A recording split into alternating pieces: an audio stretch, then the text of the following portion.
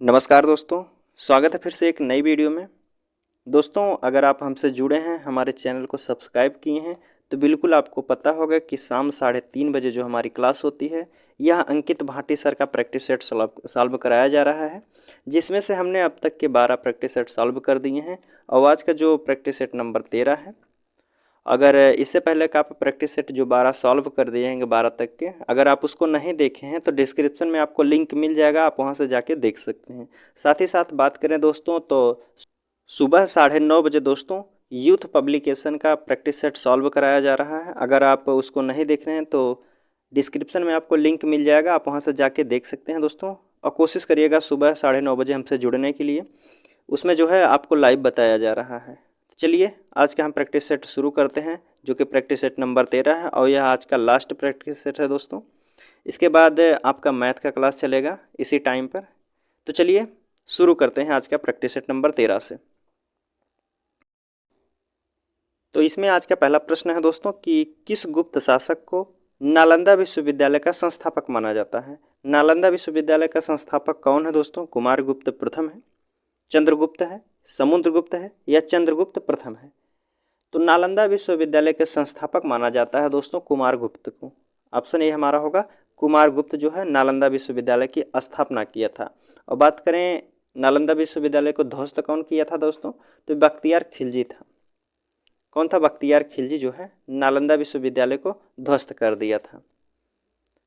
और दोस्तों अगर पूछेगा दुनिया का हॉस्टल देने वाला पहला विश्वविद्यालय कौन सा था, तो नालंदा ही विश्वविद्यालय था दोस्तों। दुनिया का हॉस्टल देने की सुविधा जो थी वह नालंदा विश्वविद्यालय में थी। ऑप्शन हमारा ए सही हो जाएगा। अगले प्रश्न की बात करते हैं तो इसमें पूछा जा रहा है, दूसरा प्रश्न है, इसमें पूछा जा रहा है कि जैन दर्शन के अनुसार सृष्टि की रचना एवं पालन पोषण है। जो कह रहा कि जैन दर्शन के अनुसार सृष्टि की रचना एवं पालन पोषण है दोस्तों सार्वभौमिक विभान से हुआ है, या फिर सार्वभौमिक सत्य से हुआ है, सार्वभौमिक आस्था से हुआ है, या सार्वभौमिक आत्मा से हुआ है। तो जैन दर्शन के अनुसार सृष्टि की रचना का पालन पोषण जो हुआ है दोस्तों सार्वभौमिक विधान से हुआ है। ऑप्शन ए हमारा होगा, सार्वभौमिक विधान से हुआ है। अगले प्रश्न की बात करते हैं तो प्रश्न नंबर 13 पूछा जा रहा है इसमें, बौद्ध धर्म की महायान शाखा औपचारिक रूप से किसके शासनकाल में प्रकट हुई थी? जो महायान शाखा है किसके शासनकाल में औपचारिक रूप से प्रकट हुई थी दोस्तों? अजातशत्रु, अशोक, धर्मपाल, कनिष्क के शासनकाल में। तो दोस्तों बौद्ध धर्म की चौथी बौद्ध संगीतियाँ हुई थी कनिष्क के शासनकाल में। उसी के बाद जो है बौद्ध धर्म दो भागों में बट गया दोस्तों, हीनयान और महायान में। तो चौथी बौद्ध संगीतियों के समय कौन शासक था? तो कनिष्क के शासनकाल में जो है बौद्ध संगीतियाँ दो भागों में बट गई थी, हीनयान, महायान। यही हमसे पूछा है कि महायान शाखा औपचारिक रूप से किसके शासनकाल में प्रकट हुई थी? तो किसके शासनकाल में? कनिष्क के शासनकाल में प्रकट हुई थी। अगले प्रश्न की बात करते हैं तो 4 नंबर का प्रश्न पूछा जा रहा है, निम्नलिखित में से किस मुस्लिम शासक ने तीर्थ यात्रा पर कर समाप्त कर दिया था? कौन मुस्लिम शासक है जो तीर्थ यात्रा पर टैक्स लिया जाता था उसे समाप्त कर दिया था? बहलो लोदी है, हुमायूं है, शेर शाह है या फिर अकबर है? तो इसका सही आंसर जो होगा दोस्तों, जो मुस्लिम शासक अकबर है, यह 1563 ईस्वी में तीर्थ यात्रा के लिए जाने वाले यात्रियों के जो टैक्स लिया जाता था उसे समाप्त कर दिया था। तो मुस्लिम शासक अकबर जो है तीर्थ यात्रा पर जो कर लिया जाता था उसे समाप्त कर दिया। कब समाप्त किया दोस्तों? तो 1563 ईस्वी में। 1563 ईस्वी में जो है अकबर ने तीर्थ यात्रा कर को समाप्त कर दिया। अगला प्रश्न इसमें पूछा जा रहा है कि सिराजुद्दौला लॉर्ड क्लाइव द्वारा परास्त हुआ था किस युद्ध में? जो सिराजुद्दौला है लॉर्ड क्लाइव द्वारा परास्त होता है किस युद्ध में हुआ था? प्लासी के युद्ध में, बक्सर के युद्ध में, मुंगेर के युद्ध में या फिर वांडीवास के युद्ध में? तो इसका सही आंसर जो होगा दोस्तों 1757 ईस्वी में प्लासी का युद्ध होता है। 1757 ईस्वी में प्लासी का युद्ध होता है, जिसमें एक तरफ सिराजुद्दौला दूसरी तरफ लॉर्ड क्लाइव था, जिसमें दोस्तों सिराजुद्दौला की हार होती है। सिराजुद्दौला हार जाता है इस युद्ध में और लॉर्ड क्लाइव जीत जाता है। ठीक दोस्तों, तो किस युद्ध में? प्लासी के युद्ध में। प्लासी का युद्ध कब हुआ था? 1757 ईस्वी में। 1757 ईस्वी में प्लासी का युद्ध हुआ था। ठीक, अगले प्रश्न की बात करते हैं तो इसमें पूछा जा रहा है, निष्क्रिय विरोध के सिद्धांत का प्रतिपादन किसने किया था? निष्क्रिय विरोध के सिद्धांत का प्रतिपादन किसने किया था? महात्मा गांधी, विपिन चंद्र पाल हैं, बाल गंगाधर तिलक या फिर अरविंद घोष हैं? तो निष्क्रिय विरोध के सिद्धांत का जो प्रतिपादन किए थे दोस्तों, यह आपके हैं अरविंद घोष। ऑप्शन डी होगा, अरविंद घोष थे। अगले प्रश्न की बात करते हैं तो 7वां नंबर का प्रश्न पूछा जा रहा है दोस्तों। इसमें है निम्नलिखित में से कौन गदर पार्टी का पहला सभापति है? गदर पार्टी के पहले सभापति कौन है दोस्तों? लाला हरदयाल हैं, सोहन सिंह हैं, या ए और बी दोनों हैं, या पंडित कांसीराम हैं? तो दोस्तों गदर पार्टी के पहले सभापति जो हैं यह आपके हैं सोहन लाल। कौन है? सोहन सिंह। ऑप्शन बी हमारा सही होगा, सोहन सिंह। और बात करें गदर पार्टी की स्थापना कब हुई थी दोस्तों, तो 1913 ईस्वी में स्थापना हुई थी। इसके जो संस्थापक थे, अध्यक्ष थे, जो है सरदार सोहन सिंह ही थे। ऑप्शन बी हमारा सही होगा, सरदार सोहन सिंह। अगला प्रश्न पूछा जा रहा है कि मुस्लिम लीग की स्थापना 1906 में हुई थी। उस समय उसके उद्देश्यों में से कौन सी बात शामिल नहीं थी? जो मुस्लिम लीग की स्थापना 1906 में हुई थी और उस समय उसके उद्देश्यों में से कौन सी बात शामिल नहीं थी दोस्तों? द्विराष्ट्र सिद्धांत, या फिर भारत का सांप्रदायिक विभाजन, पाकिस्तान की मांग, या उपयुक्त सभी? इनमें से कोई बात शामिल नहीं थी। ऑप्शन डी हमारा होता उपयुक्त सभी बातें शामिल नहीं। अगले प्रश्न की बात करते हैं। इसमें पूछा जा रहा है दोस्तों कि निम्नलिखित में से किसने स्वराज पार्टी का निर्माण करने के लिए कांग्रेस के अध्यक्ष पद से त्यागपत्र दिया था? निम्नलिखित में से कौन व्यक्ति हैं जो स्वराज पार्टी का निर्माण करने के लिए कांग्रेस के अध्यक्ष पद से त्यागपत्र दिए थे? CR दास हैं, मोतीलाल नेहरू हैं, विट्ठल भाई पटेल हैं, फिरोज शाह मेहता हैं? तो इसका सही आंसर जो होगा दोस्तों, इसका सही आंसर जो होगा CR दास हैं, जिसे चितरंजन दास भी कहा जाता है दोस्तों। CR दास जो है यह स्वराज पार्टी का निर्माण करने के लिए कांग्रेस पद से इस्तीफा दे दिए थे, त्यागपत्र दिए थे। तो ऑप्शन क्या होगा हमारा? ऑप्शन ए सही होगा। अगले प्रश्न की बात करते हैं तो इसमें पूछा जा रहा है कि निम्नलिखित में से किसका स्थगन गांधी इरविन समझौते में हुआ था? आगे देख लेते हैं। कह रहा कि निम्नलिखित में से किसका स्थगन गांधी और इरविन समझौते में हुआ था दोस्तों? किसका स्थगन किया था? ऑप्शन आपके सामने है, असहयोग आंदोलन का, खिलाफत आंदोलन का, गोलमेज आंदोलन का, या सविनय अवज्ञा आंदोलन का? तो गांधी और इरविन के बीच में एक समझौता होता है दोस्तों, तो उसमें सवज्ञ आंदोलन जो है, सविनय अवज्ञा आंदोलन को बंद करने के बाद जो है गांधी जी जाते हैं गोलमेज सम्मेलन में, जो कि 1931 में होता है दोस्तों। कब जाते हैं? गांधी इरविन के बीच समझौता होता है, जिसे कहा जाता है गांधी इरविन का समझौता, और उसी समझौता के बाद सविनय अवज्ञा आंदोलन को बंद करते हैं महात्मा गांधी जी। उसके बाद द्वितीय गोलमेज सम्मेलन में जाते हैं 5 मार्च 1931 में। और उसी के बाद दोस्तों 23 मार्च जो है 1931 को ही 23 मार्च 1931 को भगत सिंह को फांसी दे दी जाती है यहाँ भारत में, और महात्मा गांधी जी थे द्वितीय गोलमेज सम्मेलन में। तो हमारा ऑप्शन क्या होगा? सविनय अवज्ञा आंदोलन बंद करने के बाद महात्मा गांधी जो है गए थे द्वितीय गोलमेज सम्मेलन में, वही हमसे पूछा था। अगले प्रश्न की बात करें तो इसमें पूछा जा रहा है, कह रहा कि मलेशिया में क्विंटा घाटी प्रसिद्ध है। मलेशिया में जो क्विंटा घाटी है किस लिए प्रसिद्ध है दोस्तों? रबर उत्पादन के लिए, या फिर चाय उत्पादन के लिए, टिन उत्पादन के लिए, कहवा उत्पादन के लिए? तो मलेशिया की जो क्विंटा घाटी है दोस्तों, यह आपकी टिन उत्पादन के लिए जानी जाती है। किसके लिए? टिन उत्पादन के लिए जानी जाती है मलेशिया की क्विंटा घाटी। ऑप्शन सी हमारा सही होगा। अगले प्रश्न की बात करें तो इसमें पूछा जा रहा है दोस्तों, कह रहा कि निम्नलिखित देशों में से किसे जो है झीलों की वाटिका कहा जाता है? झीलों की वाटिका किस देश को कहा जाता है? ऑप्शन आपके सामने फिनलैंड है, नीदरलैंड है, पोलैंड है, स्विट्जरलैंड है। तो झीलों की वाटिका जो कहा जाता है दोस्तों, यह कहा जाता है आपका फिनलैंड को।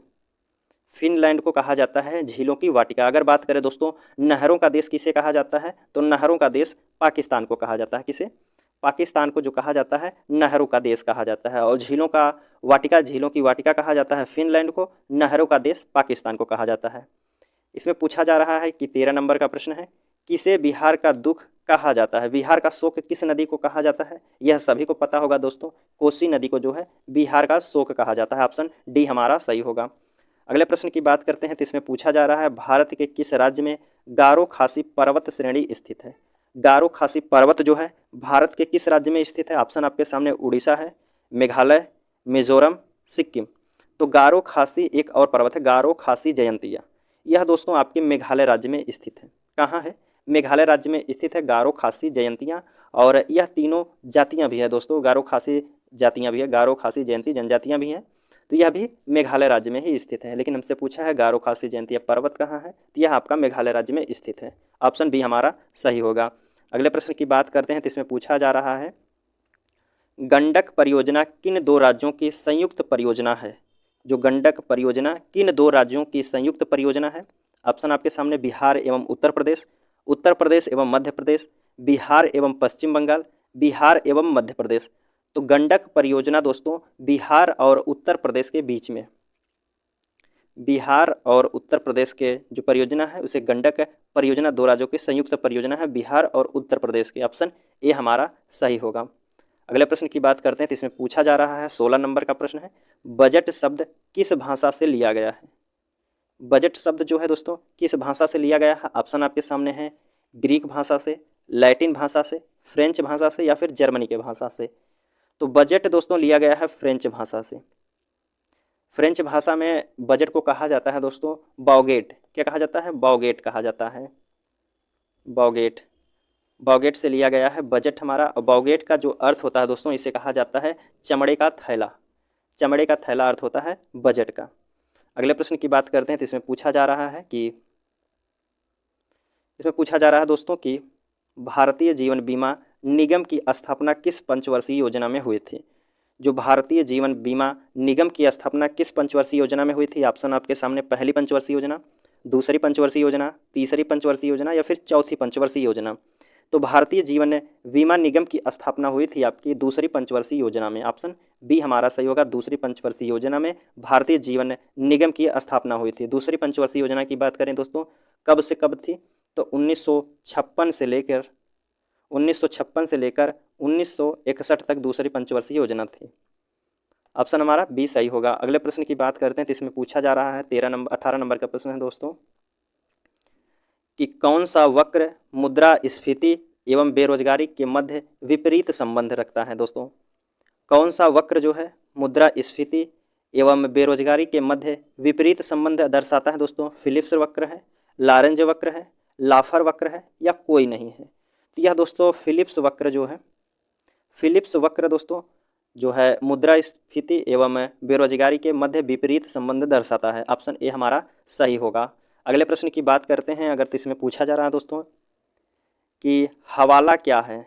हवाला क्या है दोस्तों? विदेशी मुद्रा का अवैध कारोबार है या कर वंचन है, शेयरों का अवैध व्यापार है या फिर किसी विषय का पूर्ण विवरण है? तो जो हवाला है दोस्तों इसे कहा जाता है विदेशी मुद्रा का अवैध कारोबार। विदेशी मुद्रा का अवैध कारोबार को कहा जाता है हवाला। ठीक दोस्तों, अगले प्रश्न की बात करते हैं। इसमें पूछा जा रहा है दोस्तों कि संविधान में हमारे राष्ट्र का उल्लेख किन किन नामों से किया गया है? संविधान में हमारे राष्ट्र का नाम किन किन नामों से उल्लेख किया गया है दोस्तों? भारत अर्थात इंडिया, या केवल भारत से, या हिंदुस्तान तथा इंडिया, या फिर भारत, हिंदुस्तान, इंडिया तीनों नामों से किया गया है। तो संविधान में हमारे राष्ट्र का नामोल्लिखित जो नामोल्लेख मिलता है यह मिलता है भारत तथा इंडिया दोनों से मिलता है। ऑप्शन ए हमारा होगा भारत तथा इंडिया। ऑप्शन ए हमारा सही होगा। अगले प्रश्न की बात करते हैं तो इसमें पूछा जा रहा है दोस्तों कि लोकसभा का पहला आम चुनाव कब हुआ था? लोकसभा का पहला आम चुनाव कब हुआ था दोस्तों? 1949 में, 1952 में, 1950 में, 1954 में। तो दोस्तों लोकसभा का जो पहला चुनाव हुआ था यह दोस्तों हुआ था आपका 25 अक्टूबर 1951 से लेकर 21 मार्च 1900 जो है 52 तक हुआ था। पहला जो लोकसभा का चुनाव हुआ था दोस्तों यह हमारा हुआ था 25 अक्टूबर 1951 से लेकर 21 मार्च 1952 तक।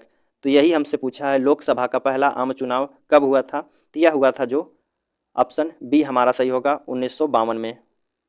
कब हुआ था? 1952 में। अगले प्रश्न की बात करते हैं तो इसमें पूछा जा रहा है दोस्तों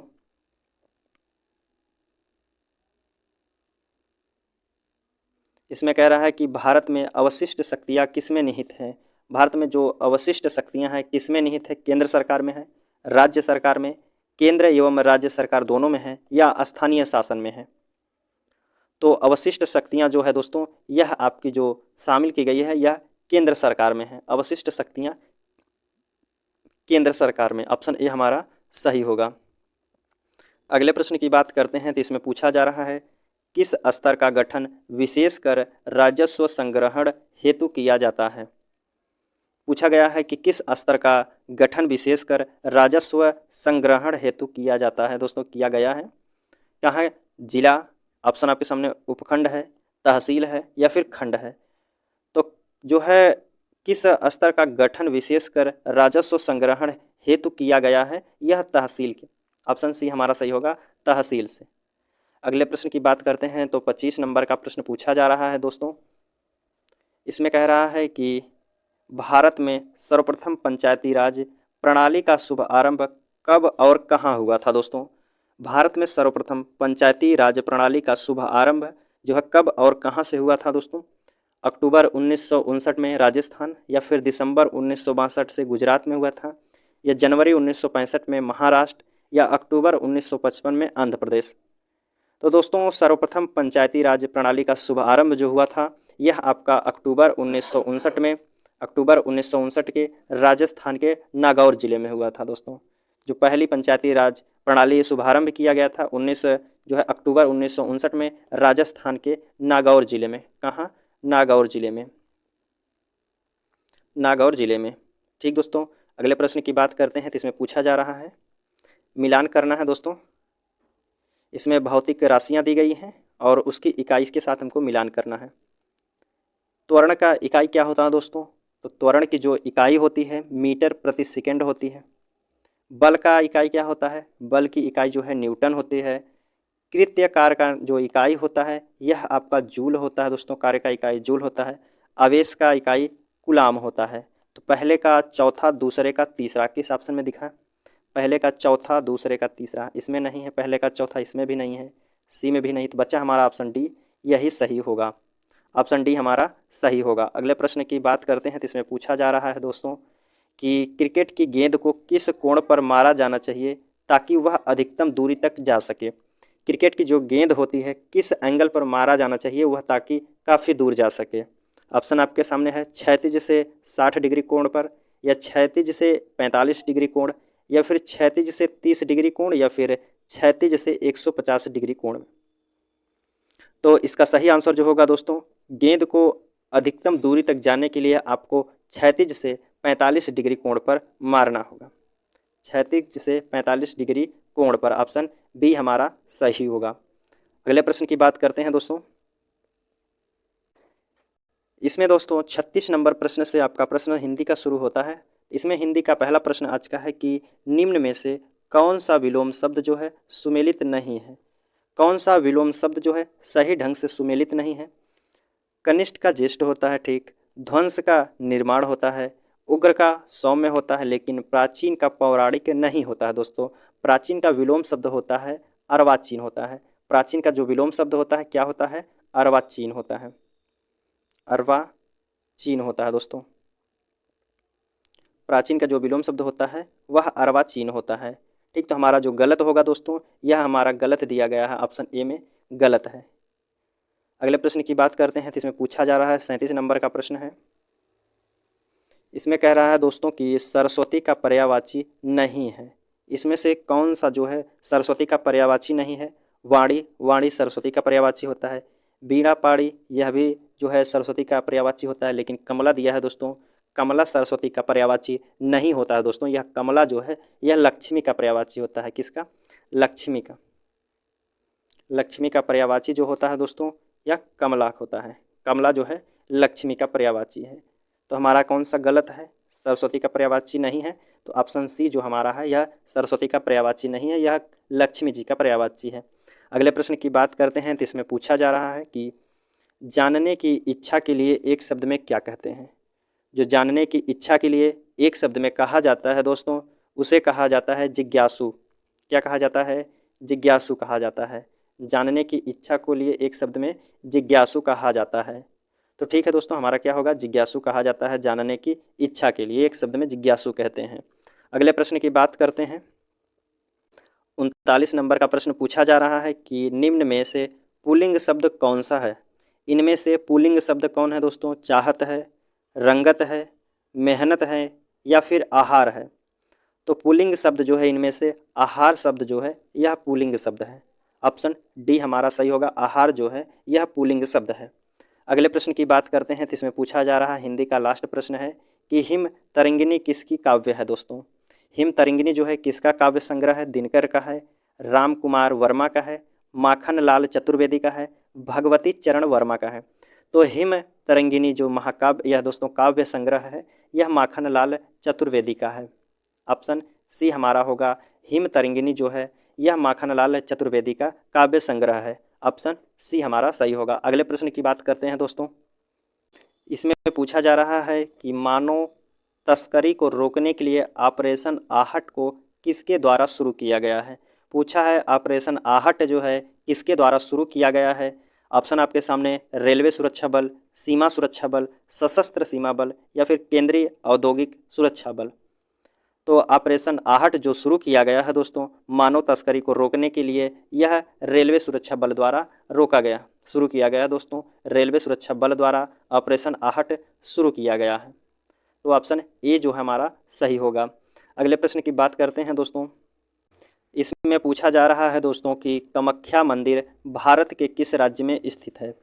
जो कामाख्या मंदिर है भारत के किस राज्य में स्थित है। असम में है, मेघालय में है, त्रिपुरा में है या फिर अरुणाचल प्रदेश में है। तो कामाख्या मंदिर जो है दोस्तों यह भारत के असम राज्य में स्थित है। कामाख्या मंदिर ऑप्शन ए हमारा सही होगा। कामाख्या मंदिर कहाँ है, तो असम राज्य में स्थित है। अगले प्रश्न की बात करते हैं। तो इसमें पूछा जा रहा है दोस्तों, पूर्ण नहीं होगा यह दोस्तों, यह है आपका, यह होता है पेरू। क्या है, पेरू जो है दोस्तों, एक मिनट,